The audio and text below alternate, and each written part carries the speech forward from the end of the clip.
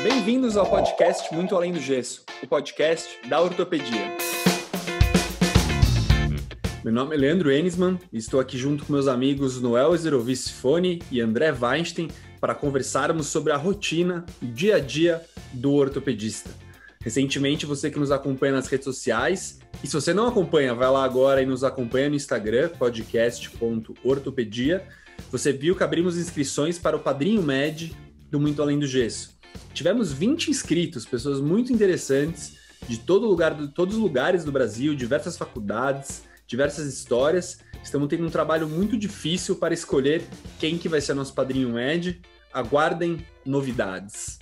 E agora, para começar o nosso 12º episódio do Muito Além do Gesso, a gente vai falar hoje sobre um tema que só de falar o nome dá arrepios em todas as pessoas que querem fazer ortopedia, os residentes de ortopedia e até nos ortopedistas, né?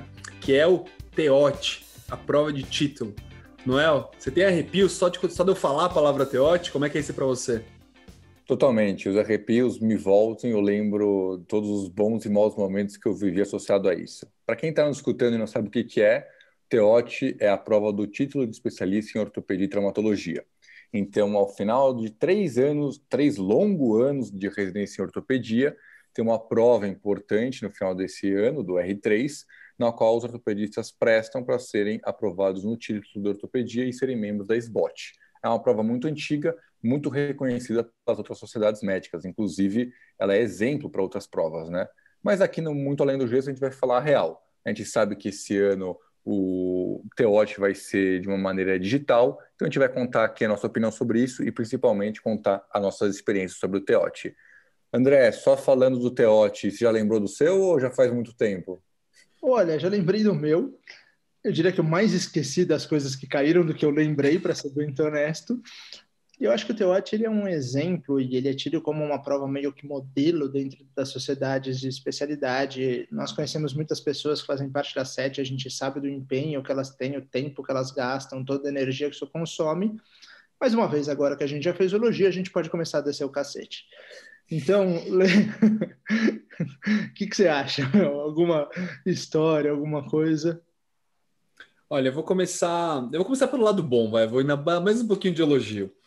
Tá bom. Eu acho que o TEOT tem uma função muito importante, querendo ou não. Eu acho que o TEOT tem uma questão que ele faz com que todas as residências... Espera um pouco. Edita o cacete, não? Não, deixa o cacete. Mantém, Vamos deixar mantém. o edito o cacete. Vamos lá, gente. Tá bom. Aqui a gente fala palavrão. Regra. A gente pode começar, a gente pode até inclusive começar no começo do episódio e falar assim: bem-vindo ao podcast Muito Além do Gesso. Aqui a gente fala palavrão. A gente pode mudar o começo. Boa. Justo. Bom, então eu acredito o seguinte: o que eu vejo muito na prova do TEOT, eu sou inclusive examinador do TEOT, é que a preocupação do TEOT faz com que as residências melhorem e que os residentes sejam melhores. Então, assim, por exemplo, quando eu fiz a prova da TEOT, eu fiz em começo de 2009, né? Um ano antes do André, que fez no começo de 2010, é isso? Não, eu errei, né? Não, é isso mesmo. A gente não tinha a prova prática ainda, né? Então, por exemplo, assim, sei lá, quando eu fui ser examinador a primeira vez e vi algumas questões, tipo, tem que fazer uma banda de tensão em 6 minutos. Eu pensei, cara, ninguém vai conseguir fazer isso, porque é difícil fazer uma banda de tensão e fazer em 6 minutos é mais difícil ainda. E para minha surpresa, todos os candidatos conseguiram fazer, porque todas as residências têm treinamentos, hoje em dia tem cursos pagos até para fazer esses treinamentos. Então, querendo ou não, não é o motivo mais nobre do mundo, mas as pessoas aprendem. Então, eu acho que, na minha opinião, o TEOT tem um grande valor, com certeza. Mas agora já está na hora de começar a meter o pau, né? Vamos lá, vou começar a meter o pau. Acho que uma coisa que o pessoal sempre fala é o negócio da prova oral, né? Então, o examinador se senta, né? Na verdade, o aluno, né? E 2 examinadores sentam do lado dele né? E passavam nos slides, né? As questões. E, putz, era uma coisa muito comum do pessoal falando, olha, nunca fala de que serviço que você é, porque, pô, é hora da Santa Casa. Se algum cara, tipo o Leandro, fosse meu examinador, Eu sou né? bonzinho, eu sou bonzinho. E na época a gente não se conhecia, ele era do HC, e perguntava de onde você é, eu sou da escola X, Y, Z, ou eu sou do estado tal, e você é do estado tal, e a gente tinha muito medo disso, né? Então eu lembro que falavam, pessoal, essa é uma orientação que me deram, se alguém te perguntar de onde você é, não fala, tal, mas não vão perguntar, era sempre essa mensagem, não vão perguntar. E, cara, óbvio, primeira coisa, você senta lá, o cara te pergunta, e aí, de onde você é, meu amigo? Aí, tipo, você fica super constrangido, você não sabe falar, você não sabe se você fala, se você não fala. E, tipo, eu acho que muitas pessoas vão lá para realmente serem prestativas e avaliarem, e eu acho que tem alguns que vão para ferrar mesmo, entendeu? Tem até algumas pessoas que são famosas por isso, inclusive de algumas escolas conhecidas aí, né? Mas, enfim, eu acredito que, cara, eu lembro da minha prova oral, tipo, na primeira vez, até a gente pode começar com uma história. Então, eu lembro que tava tendo a prova oral e sentou dois caras do meu lado e, sei lá, eu tava indo até bem e aí caiu uma fratura de úmero. Uma fratura de úmero e tal. E, putz, era um belangeiro, né? Eu não sei porque eu fui meio mal naquela questão, entendeu? Eu não sei por quê. Eu tinha estudado belangeiro, fratura de úmero e tal, mas eu fui meio mal. Eu lembro que eu fiz tal, tal, tal. Aí no final o cara falou: Sabe quem que tá do seu lado? Eu falei: Não, ele é o belangeiro. Eu falei: Porra, não sabia, né? Mas aí o cara: Não, tranquilo, foi bem e tal. Então, tipo, tem uns momentos engraçados, né? Mas sabe que uma coisa que acontecia, pelo menos na minha época, e que eu sei que mudou, né? E eu acho que ela acontecia mais de uma forma extraoficial que oficial, mas as pessoas se pegavam muito nisso, era a classificação das pessoas e uma competição meio maluca entre as escolas, assim. No fundo, ela não levava a lugar nenhum, assim, não mudava nada se a sua escola pegava em primeiro, segundo ou terceiro, mas isso parecia que mexia muito com os brios das pessoas e as pessoas estudavam muito para acertar todos os detalhes e não para provar realmente um conhecimento se você está apto ou não apto a ser um ortopedista, né? Mas eu acho que acabar com isso foi, sem dúvida nenhuma, uma grande evolução. Mas sim, Tipo, isso existia e era muito real, pelo menos em boa parte das escolas. meu ano foi o primeiro ano que não teve colocação, então uma coisa que foi mais tranquila em relação a isso. Mas, tipo, na época de vocês, tinha um cara que falava, não, eu quero ser o top 3, eu quero ser o Muitos, primeiro. Alguém falava isso? Eu lembro de uma sim. história, eu não vou citar nomes aqui, mas eu lembro eu estava de Cita, plantão. Leandro, cita, Não, brincadeira. não, eu não vou citar. Não vou citar. Eu estava de plantão como já R4, com um colega de residência que era R3 na época que estava prestando, que era um cara, a gente tem, para quem não sabe, lá nas salas clínicas, a gente também tem um ranking interno que é muito forte. Até na verdade, o pessoal no ranking interno é muito mais preocupado com o ranking externo. O ranking interno determina muito várias escolhas de grade e tal, então é super importante. E esse cara realmente era o primeiro meio disparado, era um cara que estudava bastante e tal, e ele me falou assim, cara, eu falei, pá, mas você tá tão preocupado com posição? Ele falou, meu, se eu não passar entre os 3 primeiros, eu vou me dar um. Me falou meio brincando assim, vou me dar um tiro, assim, sabe? Não, não sério, tipo, eu já tenho preocupação com suicídio, né? Não sério, mas falando, tipo, meu, eu vou passar entre os 3 primeiros. E não passou, entendeu? Então tem realmente gente que se preocupava muito. Passou, foi Não, aprovado. passou, mas não passou entre os 3 primeiros. Ele ficou bem colocado, mas sei lá, acho que a gente diria entre 20º, mais ou menos. Assim, um cara bem colocado, mas não entre os primeiros, entendeu? Tipo, então, você vê, Uma não dá outra pra coisa, controlar, né? uma outra coisa que acontecia, Noel, que também era, vamos supor que nós três estivéssemos prestando uma subespecialidade, sei lá, qualquer uma, pé e tornozelo, vai. E aí tinham duas vagas, você pegou em 50, o Leandro em 70 e eu em 200. Então, provavelmente vocês dois passariam e eu não. Assim, não era exatamente essa seleção, tinha uma seleção própria da R4, mas isso era sim levado em consideração. Então, uh, essa competição ela não era saudável. Talvez ela fosse saudável para que as pessoas estudassem o máximo possível, mas a prova, pelo menos não no apto, no apto acho que ela é muito, muito boa, mas em termos da nota em si, ela tinha um certo grau de subjetividade, eu acredito. Até porque assim, tipo, eu concordo plenamente, porque a minha história principal para contar os causos do Teote foi justamente mostrando tanto que é subjetivo, né? Então, quando a gente fez já. Eu fui o primeiro ano que era ABCDE as notas, né? Porque antes a prova oral era suficiente e suficiente só, né? Eu fui o primeiro ano que era ABCDE. E no ano que eu fui da primeira turma que entrou na prova oral e tinha a SBOT tinha feito um sisteminha que o examinador ele tinha tipo um painelzinho que ele botava a ABCDE e entrava nota eletrônica, que na teoria seria para acabar a prova e já sair o resultado, né? Que seria tudo eletrônico.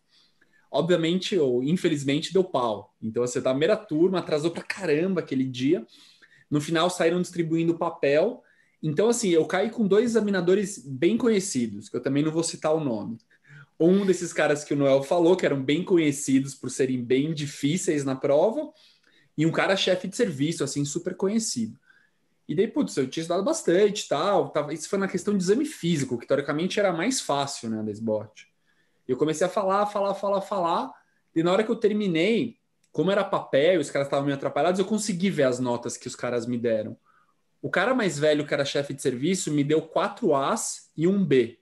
O outro cara, que era famoso por ser um cara complicado, me deu 2 Bs, 2 Cs e 1 D. Ele me deu um dado.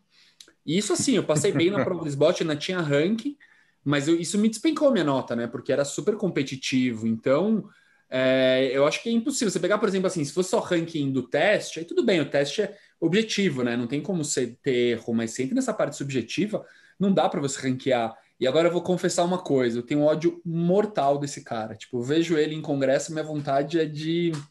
Eu preciso me segurar aqui para não falar mais. Mas é engraçado que começa no R1, né? O R1 de ortopedia. Então você pensa, pô, o R1 é o momento mais difícil, né? Só que você já ouve falar do TEOT desde o R1, né? Então, tipo, você tá no R1, você não sabe o que tá acontecendo, você não sabe fazer um gesso, você não sabe fazer nada, e de repente alguém fala, pô, então daqui 2 anos vai ter uma prova que se você não passar, sua vida acaba. E, tipo, é totalmente imaturo isso, porque sua vida não acaba. Mas começa essa história de que sua vida vai acabar. Então, no meu ano, por exemplo, graças a Deus, falo até graças a Deus, todo mundo passou.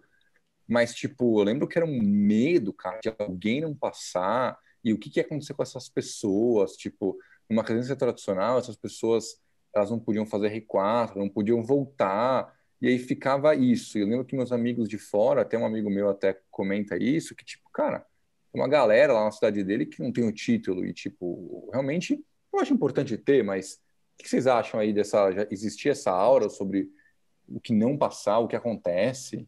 Sim, e eu digo mais, eu acho que você falou a palavra certa. Existia um medo, e esse medo ele era transmitido, de certa maneira, até numa coisa que você. Eu também não sei tecnicamente se isso está certo, mas se o serviço poderia te levar para a prova ou não. Assim, o serviço meio que poderia não te levar para a prova. Então, isso era meio que um instrumento que era usado para se o serviço te chancelava para que você prestasse no final do R3 ou não. Isso não é bom de maneira nenhuma, né? Eu acho que essa coisa do medo, essa coisa não vai te fazer um ortopedista apto ou não apto, bom ou não bom, assim. E se a gente pega esses critérios de classificação, lógico que numa prova você vai ter muita coisa de apto ou não apto, mas se o cara sabe um tipo de classificação de osteogênese imperfecta, ele acerta aquela questão ou não, talvez ele não seja um ortopedista muito melhor do que o cara que errou essa questão, né? Quando a gente começa a se pegar um pouquinho no teor da prova, especialmente da teórica, ela é uma prova de detalhes, não é uma prova de generalidades, o que talvez fosse para o cara ser apto ou não apto a ser ortopedista. Eu não sei o que vocês acham. Eu acho que pelo menos talvez tenha evoluído isso, mas eu acho que esse tipo de coisa, especialmente da prova teórica, de muitos detalhes dos detalhes, né? Isso é muito complicado. Eu acho que a questão disso daí, para mim, André, é que na verdade você tem que fazer uma prova que vai discernir as pessoas, né? Então, você pegar. A grande verdade é que a grande maioria dos candidatos que estão lá, eu chutaria 80%, são caras muito bons. Então, se você fizer uma prova, na verdade, que você não ir para os detalhes, vai todo mundo ir muito bem, você não vai conseguir discernir, entendeu? Então, por exemplo, eu fui preceptor, né, lá no HC, depois de ter vindo em residência, e eu fazia muita prova para os residentes. E no começo eu fui com a cabeça assim, não, vou fazer provas para as pessoas que as coisas são importantes, sabe, não sei o quê. E a verdade é que, assim, nas primeiras provas que eu fiz, não tinha diferença de nota, era todo mundo muito bem, porque acabava ficando muito fácil. Então, eu comecei a perceber que eu tinha que pegar umas provas, umas questões muito detalhes, para conseguir fazer alguma diferença entre os candidatos, entre os residentes, no caso, né? Porque senão ficava todo mundo igual, entendeu? Então, eu acho que, infelizmente, assim, é uma necessidade. Senão, só se você realmente encarar como uma prova que tudo bem se todo mundo for muito bem, entendeu? Mas uma prova, querendo ou não, quando você quer fazer, você tem que ter aquela curva de Gauss, né? Você tem que ter aquele porcentagem de pessoas que vão mal, porcentagem que vai bem e o pessoal na média, né? Mas assim, falando do Teote em si, por exemplo, eu lembro que, não vou citar nomes aqui, né? Mas tinha um cara, puta amigo meu, não passou no Teote, não no meu ano, em outro ano. Putz, aquela coisa, a vida acabou, tragédia. Ele prestou no ano seguinte, passou e, putz, é um cara que fez R4, um cara que é super legal, um cara que tá super bem. Por outro lado, uma outra história até legal, talvez vocês puderem compartilhar, um cara que não passou e, cara, traumatizou. Ele não conseguiu prestar a prova novamente, entendeu? Foi uma frustração tão grande para ele, uma dor tão grande para ele por essa política, essa cultura de TO, de tem que passar, que ele nunca mais conseguiu prestar a prova, entendeu? Cara, eu vou falar uma coisa que assim, a gente faz algumas provas difíceis na vida, né? Você pegar, tipo, o básico de um ortopedista, vai, que é o vestibular, a prova de residência para R1 e o TEOT, no meu caso, pelo menos, a que me deixou mais nervoso e mais traumatizado foi o TEOT disparado. De longe, Disparado. de De longe, longe, de de longe. longe, de longe. André? Sem dúvida. Eu lembro quando eu saí da prova do TEOT, da prova oral, eu tava de camisa social, né? Nem sei porque eu fui de camisa social, mas eu tava de camisa social. A minha camisa tava molhada de suor, assim, de nervoso, cara. Foi um negócio assim, realmente eu saí mal da prova, assim, mal, mal, mal. Foi um negócio muito traumático pra mim, cara, de verdade. A gente falou um pouquinho desses checkpoints, né, da carreira, até da brincadeira lá do videogame, que esse é um dos grandes monstrinhos, né? Mas eu acho que esse é um monstrinho que vamos pensar um pouco no monstro anterior, né? Que é a prova de residência, que é a prova classificatória e tem tantas vagas e você precisa se classificar. Mas, por incrível que pareça, eu acho que ela é menos traumática do que o próprio TEOT. Eu acho que ficar fora de uma residência, primeiro que a coisa é mais tranquila, assim, mas ficar fora de uma residência você tem chances iguais em qualquer outro ano de você ser aprovado.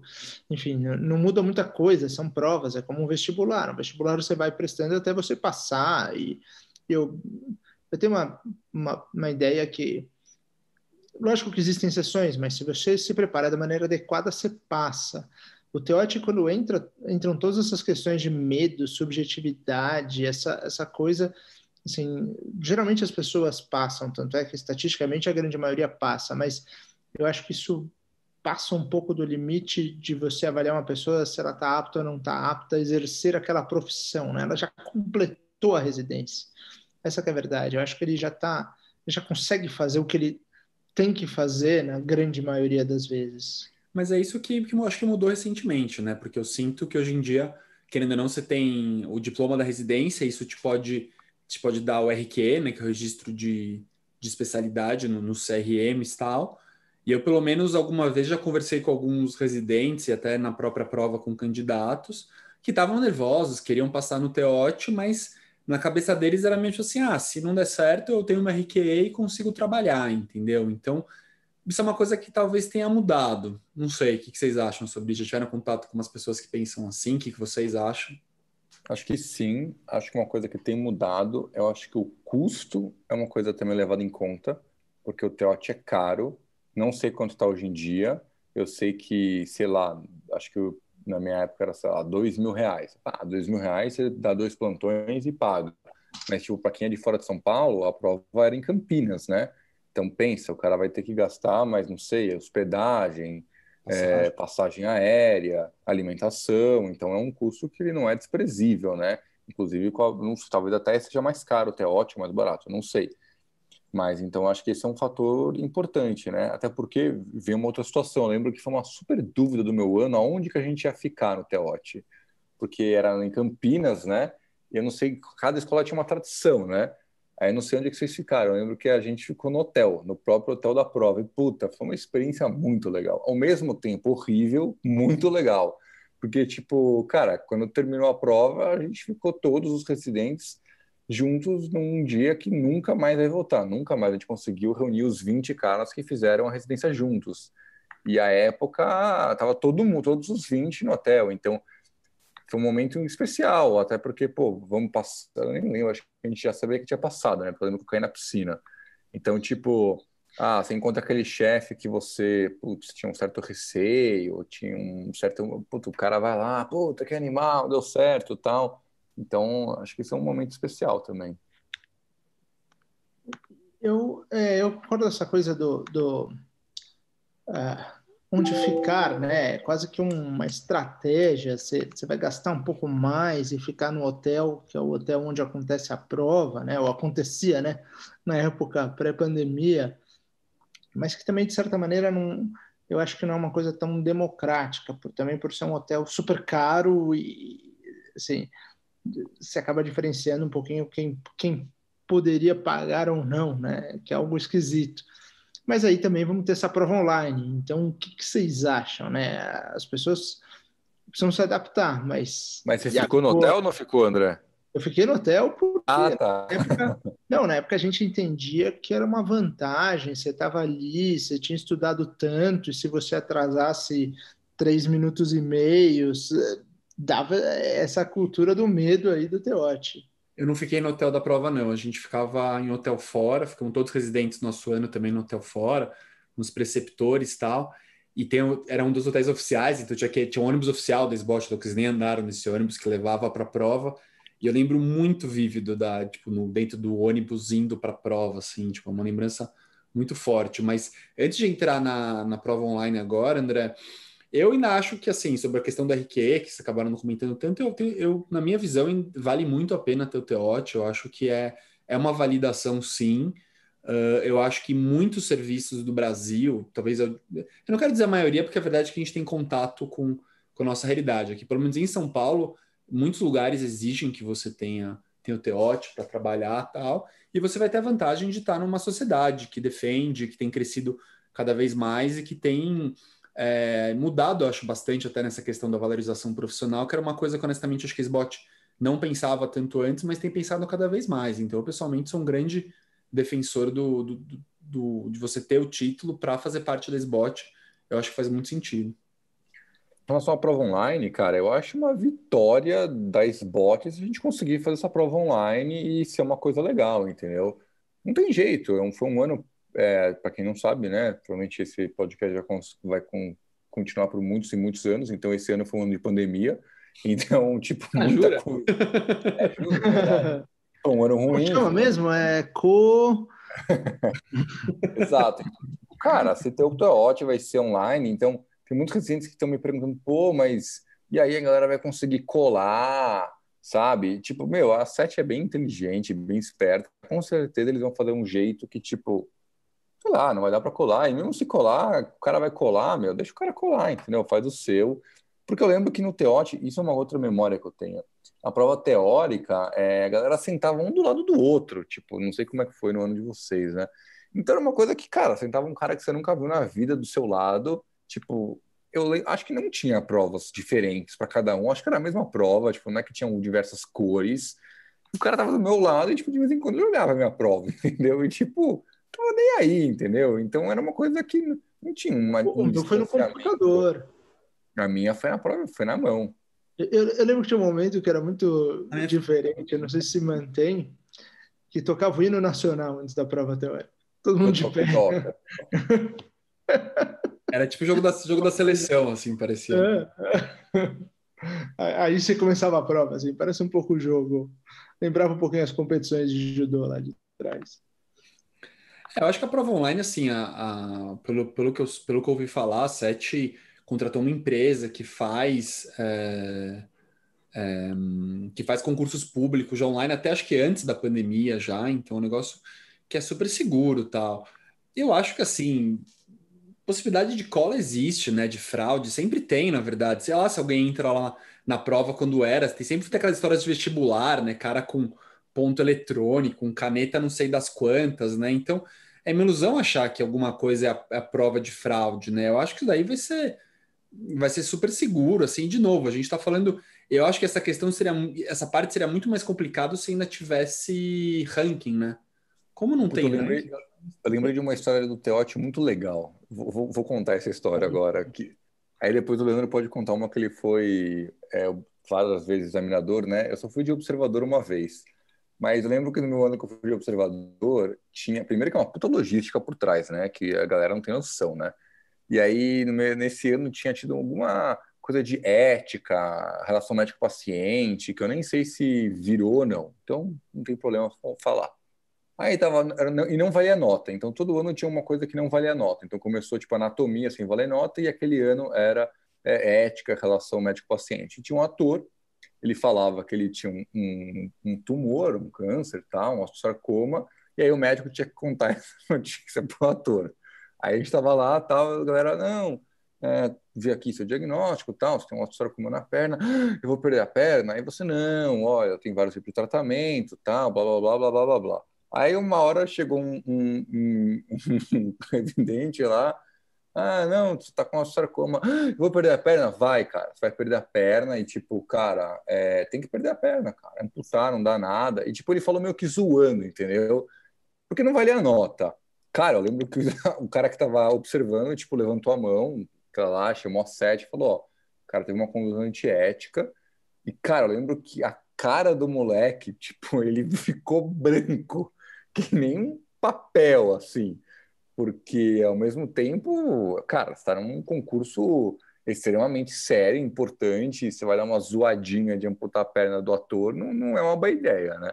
Não é lugar, né?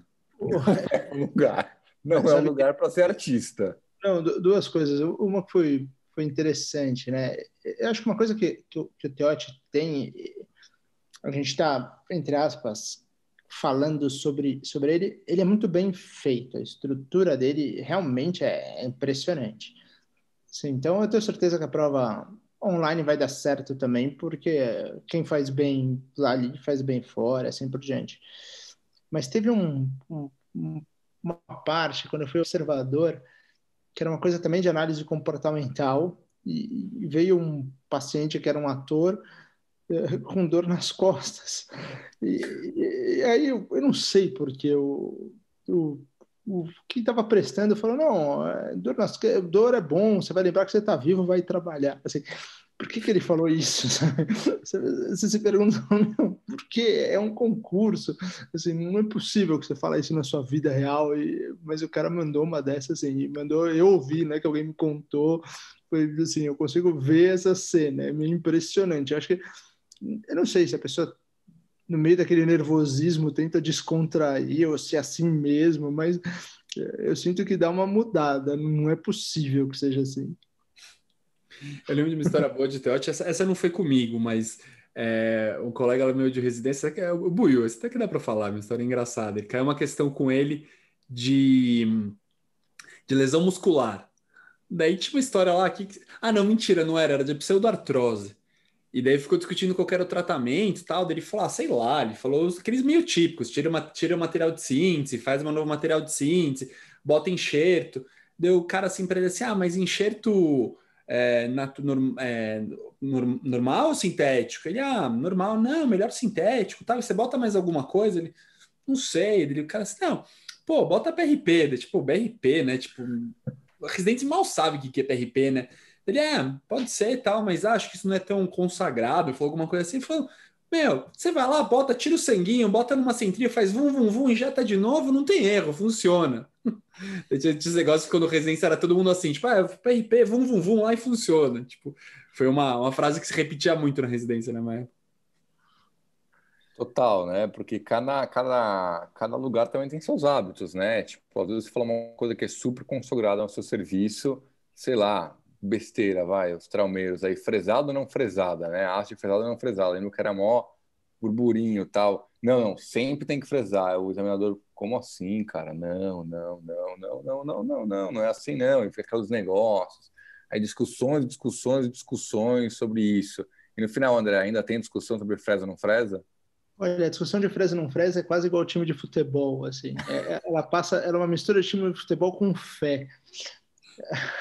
Os dados dizem uma coisa, mas as pessoas se recusam a ler os estudos e entender que isso já está mais ou menos não, já está bem determinado há alguns anos. É como se fosse um time. Ah, eu tenho orgulho de não fresar, ou eu tenho orgulho de fresar. É uma discussão de qual time de futebol é melhor. E eu acho que isso é muito ruim quando a gente vai pensar numa prova, porque eu acho que isso acaba entrando na avaliação. Eu acho que o Infelizmente. problema é isso entrar na avaliação. Tem uma coisa em relação à avaliação que me chocou muito como examinador, que assim, muitas vezes depois, sei lá, o candidato vai embora, você dá uma checada com quem estava quase sempre em dupla, né, na oral, e você dá uma checada com outro cara, assim, que se deu de nota, tal.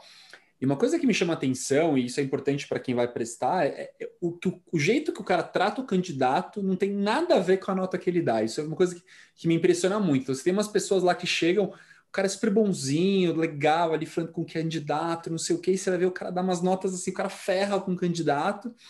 E tem uns caras que tratam meio sacana, assim, e tal. Você fala, nossa, esse cara vai ferrar com o cara, e você vai ver o cara dar nota mó boa. Então, isso eu acho muito interessante. Então, bom, você der alguma, vamos dar uma dica aqui, pelo menos. Estamos falando o dia inteiro, não falando nenhuma dica para quem vai prestar. Cara, chega lá, tenta abstrair do que o cara tá te falando na hora. Você não sabe que nota que ele tá te dando. E uma coisa que também que eu vi muito acontecer com candidato é, tipo assim, você chega, sei lá, você tá na prova de prática lá, que são 5 questões, se eu não me engano. E daí o cara erra a primeira, vai mal na primeira. Ele entra num desespero que errou a primeira, e ele tá na terceira questão ainda nervoso porque ele errou a primeira. Cara, são 5. Se você acertar as outras 4, beleza, você fez 80%, entendeu? Então, tipo, pensa uma questão de cada vez. Se você errar uma, deixa para trás essa, entendeu? Continua a prova. Eu acho que a dica que eu gostaria de dar assim, é entender que ninguém está lá para te prejudicar como regra e para você ir muito neutro e muito tranquilo. Eu acho que todos esses mitos ou medos, eu acho que eles atrapalham demais os candidatos. Eu acho que quando você chega para uma conversa, assim, sei lá, vou dar um exemplo meio maluco. Vamos supor que você vá com um chapéu de carnaval, um chapéu de escola de samba. Eventualmente, o examinador não vai, por motivos naturais, o cara não vai gostar. Você vai chamar a atenção de uma maneira negativa. Acho que quanto mais tranquilo e mais neutro você for, como é uma prova que tem um grau de subjetividade, porque sempre você vai ter empatia ou não, e eu diria para você ir tranquilo e neutro e ser extremamente respeitoso, que eu acho que isso com certeza vai ajudar. E lembrar que, cara, a glória vem. Então, tipo, você vai ser aprovado, realmente é um momento muito especial, entendeu? É um negócio que Essa parte é legal. um negócio que você se preparou por 3 anos da sua vida, entendeu? Tipo, é muito tempo. É que na época a gente não tem essa percepção, né? Pelo menos eu não tinha. Você tá na R1, sua vida tá uma merda, falando palavrão de novo, aí tipo, cara, tá tudo ruim, você acorda na madrugada, você não opera nada, só leva esporra, vai para R2, melhora um pouquinho, mas você não tá pensando que já passou, cara, 1 ano e meio, e você não tem essa consciência, entendeu? Aí chega na R3 e você pensa no Teote. Cara, eu pelo menos me arrependo um pouco disso, de ter, sei lá, é lógico que você não ia conseguir viver, mas é um pouco mais de percepção disso. Aí no R3, cara, você passa na prova, puta, cara, é um momento muito especial. É um momento muito especial, pelo menos para mim foi. Lógico, tem um estresse. É um momento difícil de ter percepção de qualquer coisa. Rio é um momento de sobrevivência, cara. Total. Não, é verdade, é verdade. E aí tem o R4, né? Então aí você passa no R4 também, é uma outra alegria. Mas a alegria do Teote é maior, é muito maior. Eu acho que realmente foi a prova que eu mais me preparei na minha vida, mais que vestibular, com certeza, ou prova de residência. Não sei se foi a que me deixou mais. Acho que não foi felicidade que eu tive, acho que foi alívio. Acho que foi um alívio. Acho que esse foi o sentimento que eu tive. Poderia ter ficado mais feliz, mas acho que eu fiquei mais aliviado. Acho que um momento bom, uma coisa boa do Teote foi cada um estuda de um jeito, né? Mas o estudo em grupo que eu tive, assim, é um grupo que se uniu em torno dessa causa e se preparou muito bem, assim. A gente praticamente fez um cursinho para fazer o Teote, sabe? Mas não fez, não tinha matéria, a gente montou um negócio. Então foi bem interessante, todo mundo foi aprovado, que foi muito bacana. Mas isso é a parte boa. Eu acho que uma parte ruim, assim, que talvez tenha faltado, quando você acaba toda a prova, né? Eu lembro que você acaba no sábado, algumas pessoas acabam sábado de manhã, outras sábado meio que na hora do almoço, à tarde, e assim, é assim, putz, agora sai o resultado, aquela baita festa. E não acontece isso, né? O resultado muitas vezes não sai, assim, falta o tetra, né? O tetra e sai. Essa parte acho que é bacana. O Etetra eu acho muito bom, mas eu só fico pensando se a galera que tá ouvindo nosso podcast conhece o Etetra, né? Isso a gente mostra um pouco a nossa idade já quando a gente fala. Acho que para quem está nos escutando é saber que mesmo que vai ser digital, com certeza vai ser uma prova bem séria. E torcer para, cara, meu sentimento, e falando em nome do Muito Além do Gesso, é preste. Tem que prestar o TEOT, aproveite, está treinando na residência. Eu já ouvi de residentes, tô na dúvida se eu presto ou não, porque, putz, não vai fazer diferença. Cara, presta o TEOT, é uma prova muito legal, uma prova completa, e, putz, se você passar, cara, isso vai passar, comemora muito, porque, putz, é uma prova que vale a pena ser comemorada e é um momento de muita alegria mesmo. Alívio, mas também tem alegria. Isso aí, não, com certeza. E com isso a gente encerra o nosso 12º episódio do Muito Além do Gesso, o podcast da ortopedia. A gente quer que você vá lá no nosso podcast, no nosso Instagram, e conta pra gente umas histórias também do seu TEOT, conta pra gente alguma resenha, alguma questão, alguma história engraçada, que a gente de repente vai escolher alguma história aqui para compartilhar no nosso próximo episódio. Então não esquece de seguir a gente no seu agregador de podcast, não esquece de seguir a gente no Instagram, no podcast.ortopedia. E um grande abraço para vocês e até a próxima.